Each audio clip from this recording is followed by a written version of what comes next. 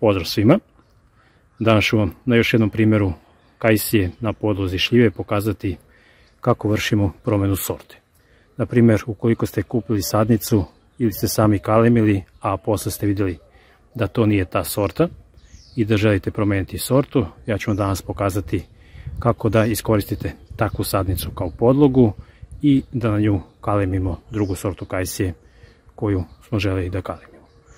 Ovdje imam jednu podlogu šljive na kojoj sam ranije kalemio kajsiju. Ovdje se vidi da je kalemljena sadnica na prosto ili englesko spajanje. Lepo je narasla i krenula da rađa. Međutim, kada je krenula da rađa, vidio sam da su nešto sitni plodovi od onih koji sam ja želeo da imam. A pošto imam drugu sortu kajsije koja rađa puno krupnije plodove, ja sam odlučio da ovako jednu sadnicu iskoristim kao podlogu.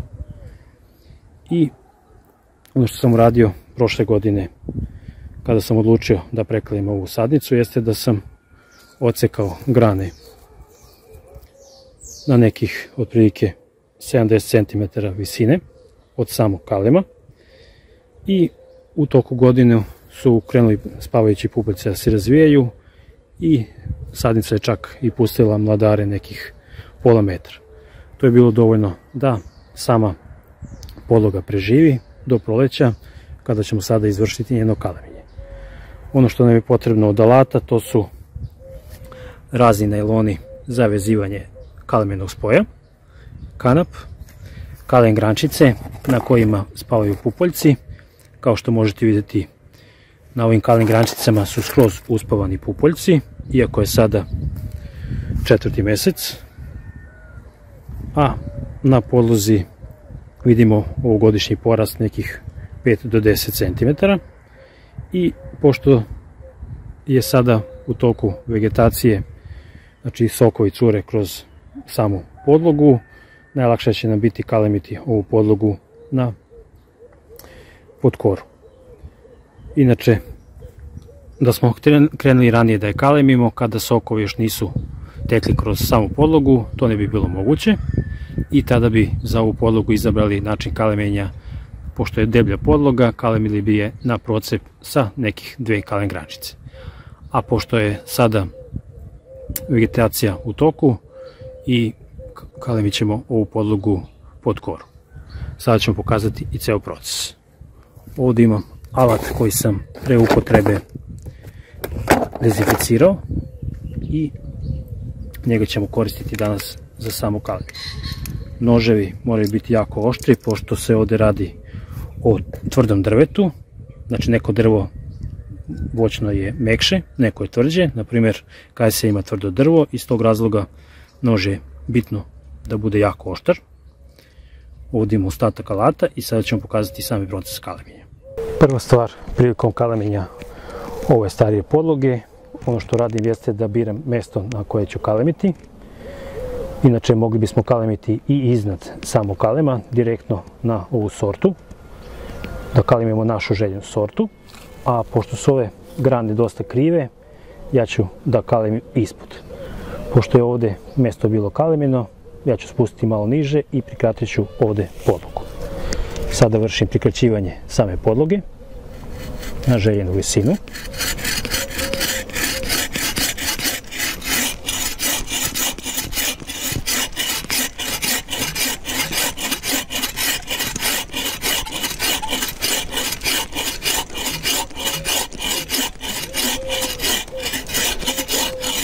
Pri kraju malo pripazim da ne pokidam koru, tako da malo usporim sa sečenjem, dok sa levom rukom pridržavam gornji deo krošnje. Evo ga. Ovaj deo nam više nije potreban, njega ćemo staviti sa strane. I sada imamo rez na samoj podlozi. Sada je potrebno poravnati ivice, pošto testera kida tkivo na samoj podlozi. Mi ćemo sada uzeti nož i ovako ćemo da popravimo gornji deo kore.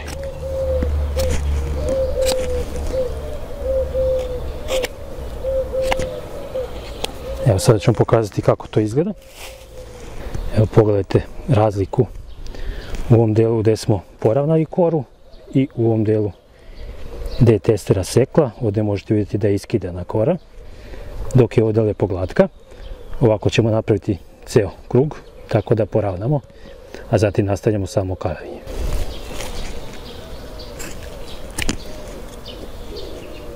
Lepo samo idemo površinski, ne trebamo ići duboko, nego samo od zgora da popravimo koru. I kada smo to uradili, sljedeći korak jeste da pripremimo kalen grančice za kalamenje pod koru. Ova podloga, iako je izgledala na prvi pogled dosta tanka, ovdje možemo ipak staviti 4 kalen grančice, iako sam prvobitno mislio koristiti samo 2. Pošto imam 2 sorte kajsije, ja ću staviti od svake sorte po 2 kalen grančice. Sada izaberemo kalen grančice kajsije, osvežimo rez, pošto ovaj vidite deo se osušio, osvežimo ga i sada je kalen grančica zelena. Ove kalen grančice su udite u vreme mirovanja vegetacije i čuvane su u frižideru. I sada ću vam pokazati i pravljenje rezova. Samo trenutak. Sada ću napraviti rez, a zatim ću vam i pokazati kako to izgleda.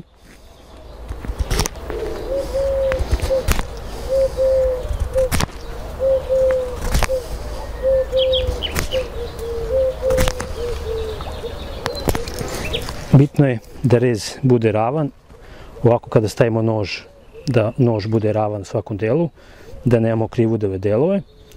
Ovaj deo dole sam skinuo kore i zatim izaberemo ravan deo na kori i pravimo rez noža u koru.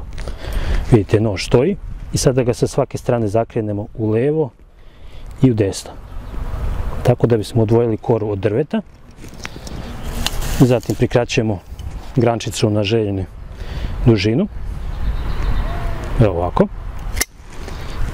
i uguramo kalen grančicu ovdje pod koru.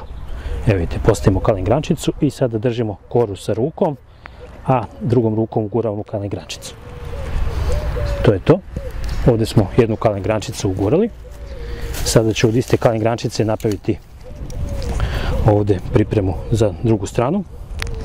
I zatim ću ubaciti drugu kalen grančicu u samu podlogu pod koru.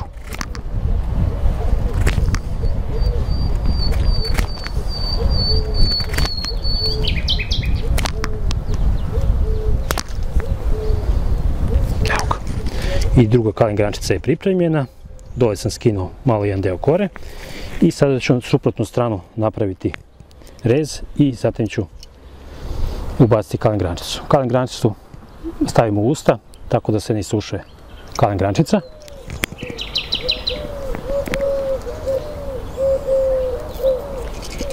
Ovaj deo oko stavljanja usta, ukoliko se prska voćnjak, nemojte raditi, zato što ćete se otrovati sa hemijom, ali pošto ja ne prskam ništa, nijedno moje voće, znam sigurno da nema nikakve hemije na mojim kalen grančicama. Sada sam ubacio 2 kalen grančice i sada ću vam pokazati i kako to izgleda. Iznad svake kalen grančice sam ostavio jedan deo nekoliko milimetara, tako da i sa druge isto tako nekoliko milimetara, pošto će onda da pomogne usrašćavanje ovog gore dela i da se brže zatvori taj deo. Sada sam ubacio 2 kalen grančice, sada ću koristiti još 2 kalen grančice druge sorte. Sada uzimam drugu sortu kalen grančice, prekraćujem da bi osvežio rez i samo da nađem kalimarski nož, pravim ponovo rez na kalen grančici.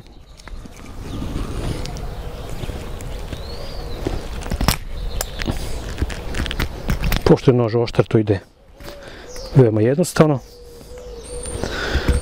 Ukoliko nož nije oštar, ovaj korak će vam biti jako težak.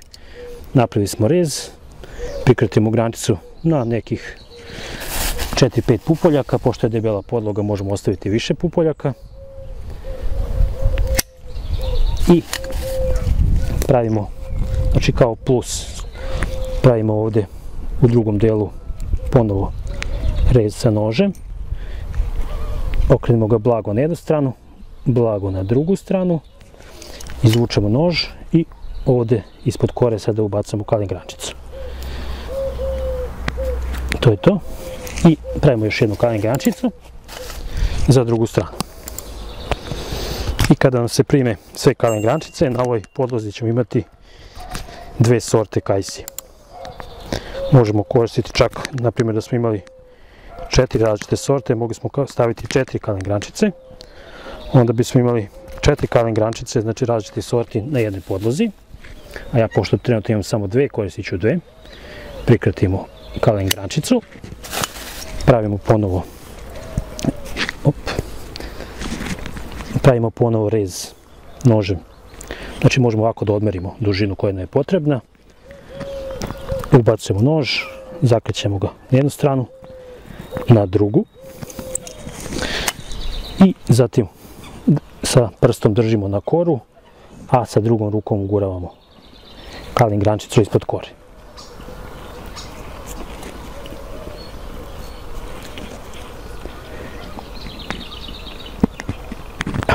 To je to. Kalen grančica stoji jako čvrsto, tako da ne može da pobegne. I sad ću vam pokazati kako izgledaju ubačene kalen grančice sa svake strane. Ovdje možete vidjeti kako izgleda kora gdje smo ubacili jednu kalen grančicu. Lepo je pritisnulo samu kalen grančicu. Sa druge strane još bolje izgleda. Ovdje se još manje primeti da je ubačena kalen grančica zato što je rez na kalen grančici bio tanji. Zatim ovdje možemo vidjeti, samo trenutak da pređem sa druge strane. Ovdje možemo vidjeti još jednu kalen grančicu. Sa ove strane se nešto lošije vidi, pošto, evo kako uspio sam. Ovdje se vidi još jedna kalen grančica kako je ubačena i ovdje četvrta kalen grančica i sada je potrebno zamotati ceo kalen sa najlonom.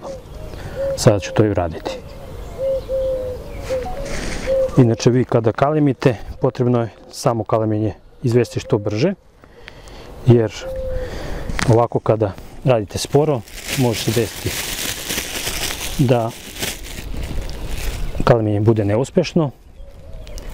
Evo sada ću staviti kesu do zgora, a prvo ću na njoj napraviti rupe.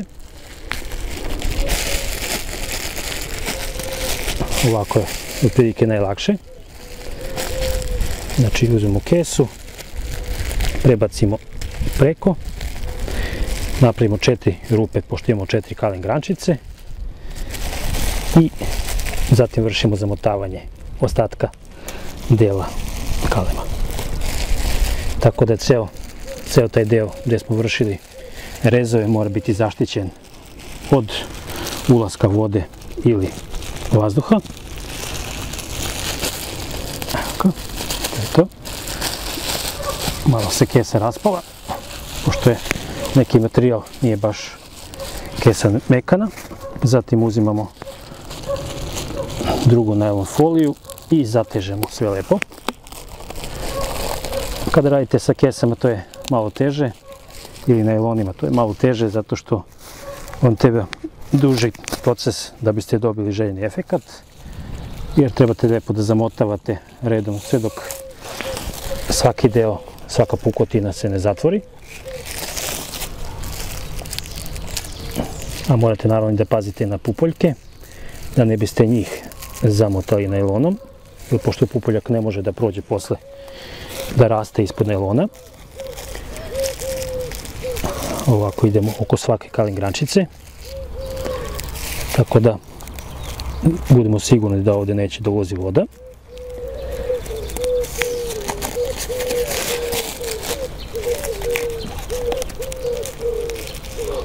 Ovdje imamo pupoljke blizu samom drvetu, tako da pokušamo njih da ne zamotamo.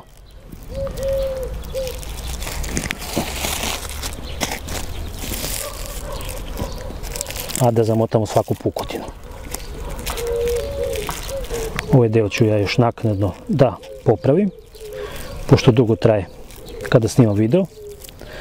Tako da ovdje smo staru podlogu šljive na kojoj je bio kalem kajsije i koji je rađao prekaljeni sa dve različite sorte kajsije. Ovako izgleda gotov kalem nakon savršenog zamotavanja. Kada pogledam od ozgora, čak sam mogao ovdje da ubacim još jednu kalem grančicu. Ne bi bilo previše i brže bi ovaj gornji deo srastao. Međutim, ja sam kalemio sa 4 kalem grančice, dve različite sorte. I kada se one prime, svaka kalem grančica će prema sredini da razvija kalus i ovaj gornji deo će veoma brzo srasti. Ovako izgleda cijeli kalem i sada ste vidjeli na koji način možete da iskoristite sadnicu neželjene sorte i ukoliko vam sorta ne odgovara, možete na nju da kalemite drugu sortu, onu koju vi želite, i tada ćete imati dobru sadnicu. Evo, sada ste vidjeli i samo kalemljenje jedne takve podloge, a mi se vidimo u nekom od narednih videa. Pozdrav svima!